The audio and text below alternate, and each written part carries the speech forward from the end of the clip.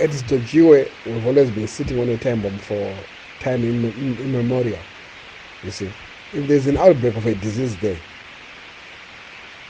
I'll tell you, it will just wipe out everyone there because of the way people are staying there. Kuvele nje ngenxa kaNkulunkulu uyasiphilisa kodwa ingozi bezivele zikhona lanxa singakabali yona icorona. Abantu at the end of the day bazafisa bapheke.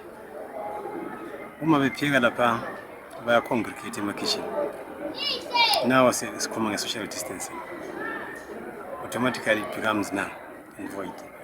Siyabona ukuthi indawo le isitekile, ayikhanyi ukuthi ilabantu. Indawo yakhona vele space sakhona sisebenzisa labantwana sincane kakhulu. Ulani ukuthi lani lisizameni lathi lisisuse khona apha sehlala kwezinye indawo.